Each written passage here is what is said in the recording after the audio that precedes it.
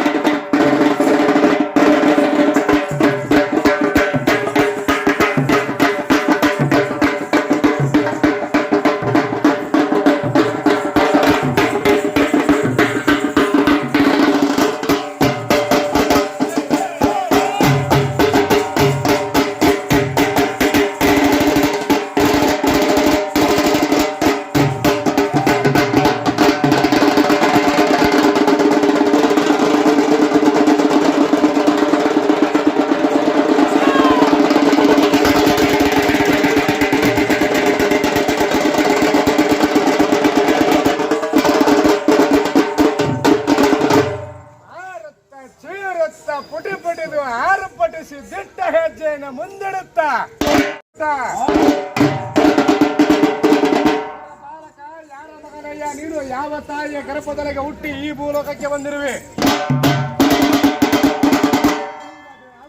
ತಗ್ಗದೆ ಬಗ್ಗದೆ ಹಿಗ್ಗದೆ ಕುಗ್ಗದೆ ಇನ್ನು ಮಾರ್ಗವನ್ನು ಕತ್ತರಿಸಿ ದಿಟ್ಟ ಹೆಜ್ಜೆಯನ್ನು ಮುಂದಿಟ್ಟ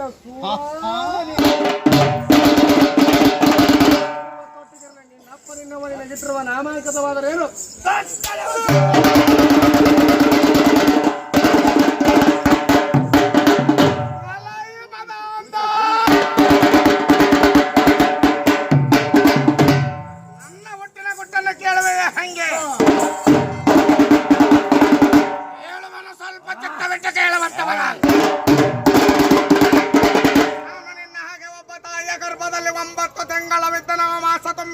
ಭೂಮಿಗೆ ಬಿದ್ದು ಬಾಲ್ಯದಲ್ಲಿ ತೊಟ್ಟಿಲವ ಕಟ್ಟಿಸಿಕೊಂಡು ಯೌವನದಲ್ಲಿ ಸಿಂಗವ ಕಟ್ಟಿಕೊಂಡು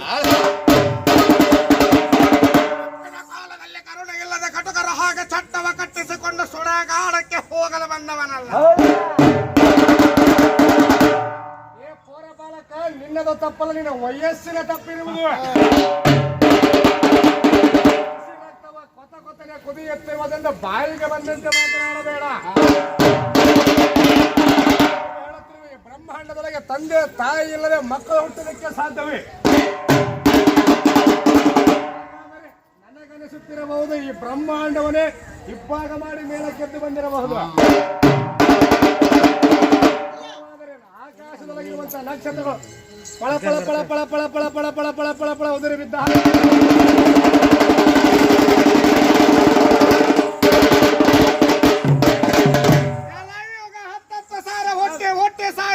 ರಾಕ್ಷಸನೇ ಕೇಳಿದೆಯಲ್ಲ, ಸ್ವಲ್ಪ ಚಿತ್ತವಿಟ್ಟು ಕೇಳಿ.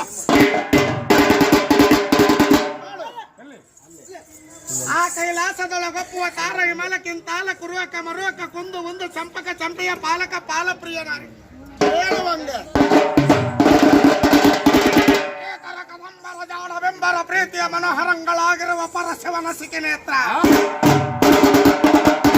ಪರಶಿವನ ಕಡೆ ಕಣ್ಣಿನಿಂದ ಹುಟ್ಟಿದ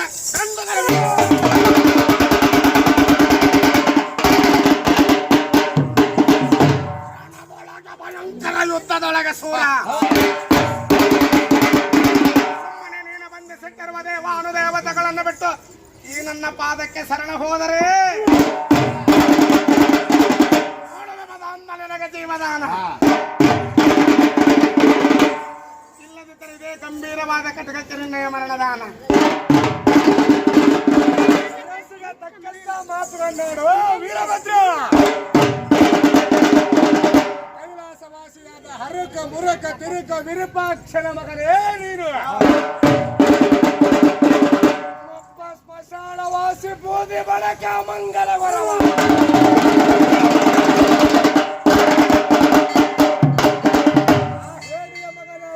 ಬಂಡ ಬಾಯಿ ಬಡಕ ವೀರಭದ್ರ ಒಂದೇ ಮಾತಿನೊಳಗೆ ಕೈಲಾಗದವನ ಮಗ ಎಂದು ಹೇಳದಿದ್ದರೆ ಆಗಿ ಹೋಗುತ್ತಿರಲಿಲ್ಲವೇ ಬಿಟ್ಟು ಕೊಂಕಣವನ ಸುತ್ತಿ ಮೈಲಾರಕ್ಕೆ ಹೋದಂತಾಯಿತು ನಿನ್ನ ಪರಿಸ್ಥಿತಿ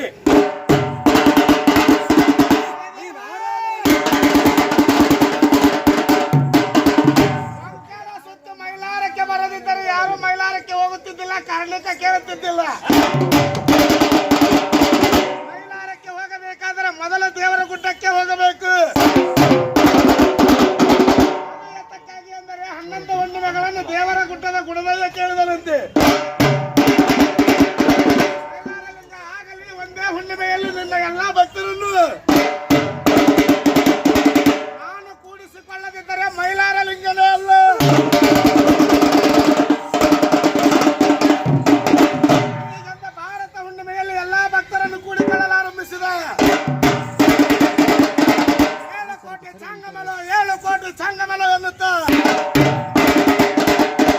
ಭಕ್ತರು ಕೂಡ ತೊಡಗಿದರೆ ಭಕ್ತರ ಸಂದಣಿಯನ್ನು ಕಂಡು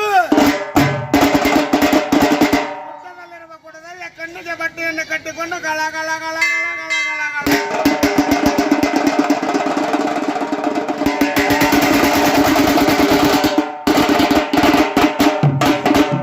ಏಕೆ ಗುಡದಯ್ಯ ಏಕೆ ಹೇಳುತ್ತಿರುವೆ ಎಂದು ಮೈಲಾರಲಿಂಗ ಕೇಳಿದರಂತೆ ಹುಣ್ಣಿಮೆಗೆ ನಿನ್ನ ಗಿರಿಗೆ ಭಕ್ತರ ಸಂದಣಿ ಬರುವುದು ಭಕ್ತರನ್ನು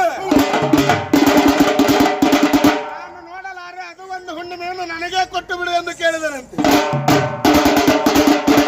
ಆದರೆ ಮೈಲಾರಲಿಂಗ ಕೋಪ ಮಾಡಿಕೊಳ್ಳಲಿಲ್ಲ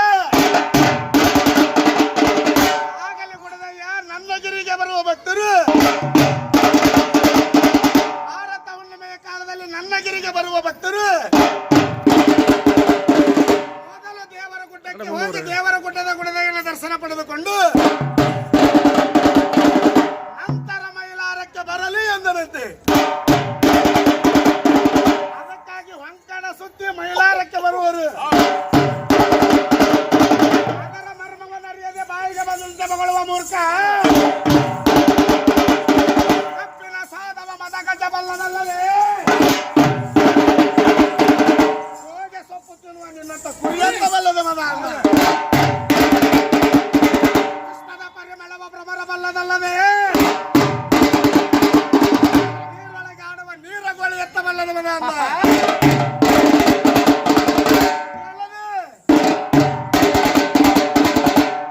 ನಮ್ಮಪ್ಪ ಪರಶಿವನ ಲೀಲೆಯನ್ನು ಇಲ್ಲಿರುವ ಶಿವಶರಣರು ಬಲ್ಲರಲ್ಲವೇ ನಿನ್ನಂತ ರಕ್ಕಸ ಕುಲದವರೆತ್ತ ಬಲ್ಲರು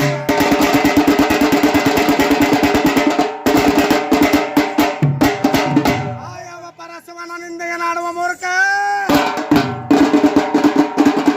ಪರಶಿವನಿಲ್ಲದಿದ್ದರೆ ಒಂದು ಹುಲ್ಲು ಕಡ್ಡಿಯೂ ಕೂಡ ಅಲುಗಾಡಲಾರದು ಅದಕ್ಕಾಗಿ ಎಲ್ಲರೂ ಹೊಂಕಣ ಸುತ್ತ ಮೈಲಾರಕ್ಕೆ ಬರುವರು ಎಂಬುದನ್ನು ಮೊದಲು ತಿಳಿದಕು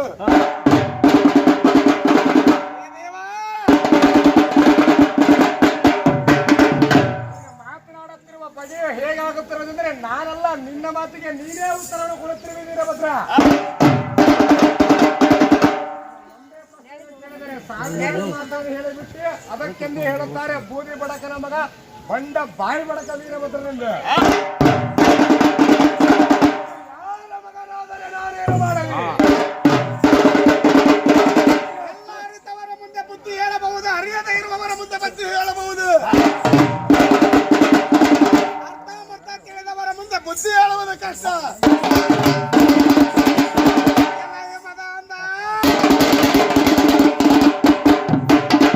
ಪರಶಿವನ ನಿಂದೆಯಾಡುವುದಕ್ಕಿಂತ ಪರಶಿವನು ಯಾರೆಂಬುದನ್ನು ಮೊದಲು ತಿಳಿದುಕೋ.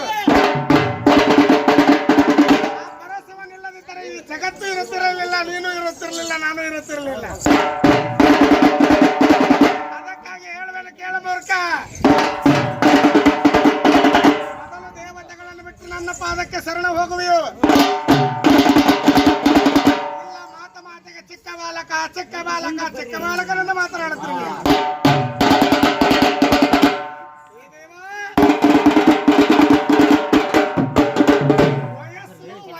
ವಯಸ್ಸು ಎಂದು ಹೇಳುತ್ತಿರುವೆಯಲ್ಲ, ವಯಸ್ಸು ಚಿಗುರುವಂತ ಎಲೆ ನಾನಾಗಿರುವೆ, ಆಡುವ ಎಲೆ ನೀನಾಗಿರುವೆ. ಆಡಿ ನೆಲಕ್ಕೆ ಬೀಳುವುದಕ್ಕಿಂತ ಮುಂಚಿತವಾಗಿ ಶಿವ ಎಂದು ಶಿವದಾನ ಮಾಡಿದರೆ ಉಳಿದುಕೊಳ್ಳುವೆ. ಇಲ್ಲದಿದ್ದರೆ ಇದ್ದೇ ಗಂಭೀರವಾದ ಕಟ್ಟಿಗೆ ಆಹುತಿಯಾಗಿರುವೆ. ವೀರಭದ್ರ ನಮ್ಮಪ್ಪ ಹಾಗೆ ನಮ್ಮಪ್ಪ ಹೀಗೆ ಎಂದು ನಿಮ್ಮಪ್ಪನ ಕೈಲಾಗದಿದ್ದರೆ ಅವನೇ ಇಲ್ಲಿ ಬರುತ್ತಿದ್ದ, ನಿನ್ನನ್ನು ಕಳಿಸುತ್ತಿರಲಿಲ್ಲ. ಏನಾಯಿತು? ಯಾರು ಶೂರರು ಯಾರು ಧೀರರು ಎಂದು ನಿರ್ಧರಿಸುವುದು ರಣರಂಗ.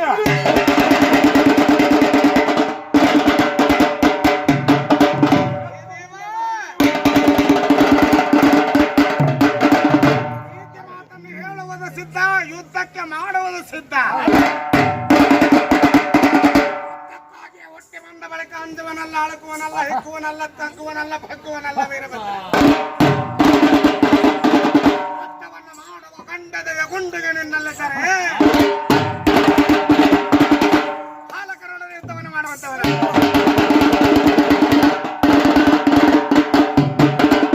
ಹಾಗಾದ್ರೆ ಯಾವ ಯುದ್ಧವನ್ನು ಮಾಡೋಣ?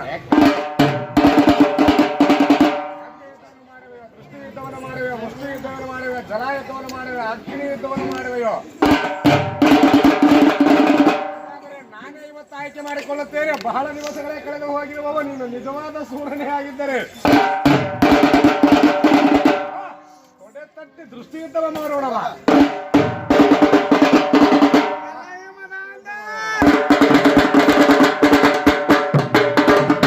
ದಾರಿಯಲ್ಲಿ ಬರುವಾಗ ಯಾರೋ ದೃಷ್ಟಿ ಯುದ್ಧವನ್ನು ಕಲಿಸಿಕೊಟ್ಟಿದ್ದಾರೆ. ಆಗಲಿ ಸೂರ, ದೃಷ್ಟಿ ಯುದ್ಧವನ್ನು ನೀನು ಮಾಡುವಂತವನಾಗು. ಯುದ್ಧವನ್ನು ಮಾಡುತ್ತಿರುವ ಕಾಲಕ್ಕೆ ನಿರ್ಣಯವನ್ನು ಸರಿಯಾಗಿ ಹೇಳಬೇಕು. ಯಾರು ಕಣ್ಣು ಬೇಗ ಮುಚ್ಚುತ್ತಾರೆ ಅವರೇ ಸ್ವತಂತ್ರ. ತಾತ್ಪರ್ಯ ಯಾರು ಬೇಗ ಕಣ್ಣು ಮುಚ್ಚುತ್ತಾರೆ ಅವರೇ ಸೋತಂಗೆ. ಒಂದು ಕಣ್ಣಿಗೆ ಬೆಣ್ಣೆ, ಇನ್ನೊಂದು ಕಣ್ಣಿಗೆ ಸುಣ್ಣ ಮಾಡುವಂತಿಲ್ಲ ಅಂಪೈರ್ ನೀವೇ.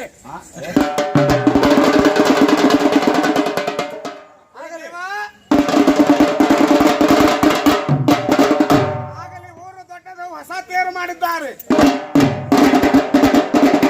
ಊರ ಜನರೆಲ್ಲರೂ ಊರಿನಿಂದ ಹೊರಗೆ ಹೋಗಿರುವಂತ ಎಲ್ಲಾ ಮಾತೆಯರನ್ನು ಕರೆತಂದಿದ್ದಾರೆ. ಆಗಲಿ ಇದೇ ತುಂಬಿದ ರಂಗದಲ್ಲಿ ಪ್ರಾರಂಭವಾಗಲಿ.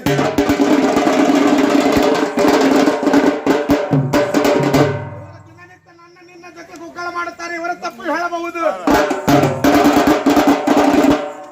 ತಪ್ಪು ಹೇಳಲಿಕ್ಕೆ ಸಾಧ್ಯವಿಲ್ಲ. ಅದಕ್ಕಾಗಿ ಊರಿನ ಯಜಮಾನರೇ ತೀರ್ಮಾನದಾರಕರಾಗಲಿ. ಆಗಲಿ, ನೀವು ಹೇಳಿದ ಪ್ರಕಾರ ಅನುಸಾರವೇ ಆಗಲಿ. ದೈವ ಎಂದರೆ ದೇವರಿದ್ದ ಹಾಗೆ. ಅಣ್ಣ ತಮ್ಮಂದಿರ ಕೈ ಬಿಡಬಹುದು, ದೈವ ಮಾತ್ರ ಕೈ ಬಿಡುವುದಿಲ್ಲ. ಅದಕ್ಕಾಗಿ ತಿಳಿದವರ ದೈವ ದೇವರೆಂದು ನುಡಿಯುತ್ತಾರೆ. ದೇವರ ಸಾಕ್ಷಿಯಾಗಿ ನೀವು ಪ್ರಮಾಣವನ್ನು ತಕ್ಕಡಿಯನ್ನು ತಗೋಬೇಕು. ಮಾಡುವಿರೇ ಇಲ್ಲ, ಮೊದಲು ತೋರಿಸುವಂತವರಾಗಿ. ಈಗ ರಕ್ಷಸನಾಗಿರುವ ಪಂಚಮಿಟ್ರಾಸುರನಿಗೂ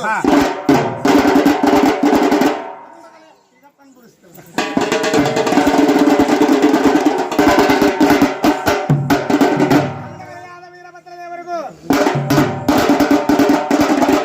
ಮಾಡುತ್ತಿರುವುದು ಕಟಕ ಯುದ್ಧವಲ್ಲ,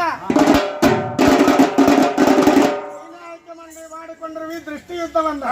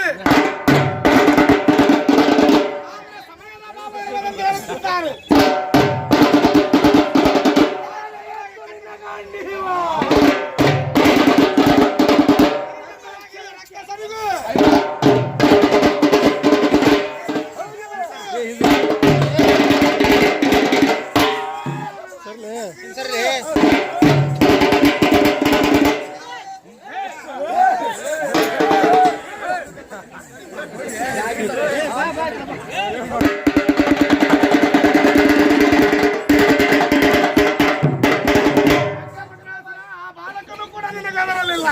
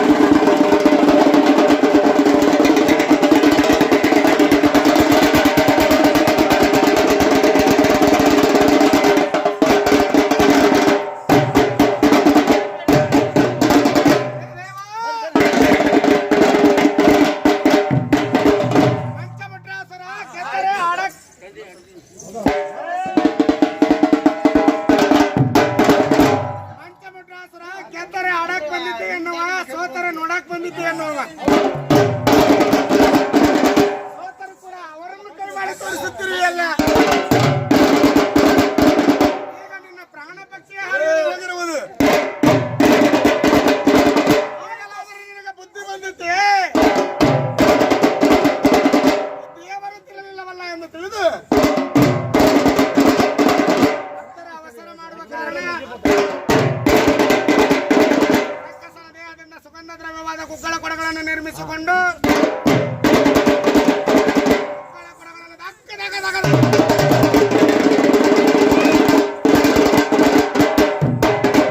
ಇಲ್ಲಿಯವರೆಗೂ ಶಾಂತ ಚಿತ್ತರಾಗಿ ವಚನ ಕೇಳಿದ ಭಕ್ತಾದಿಗಳಿಗೂ, ಅಲ್ಪ ತಿಳಿದ ವಚನ ಹೇಳಿದ ಪುರವಂತರಿಗೂ, ಸಮಾಳದವರಿಗೂ, ಅಂತ ಕೇಳಿದವರಿಗೂ, ಅವಸರ ಮಾಡಿದವರಿಗೂ ಎಲ್ಲರಿಗೂ ಅವರವರ ಭಾವಕ್ಕೆ ಅವರವರ ಭಕ್ತಿಗೆ ತಕ್ಕಂತೆ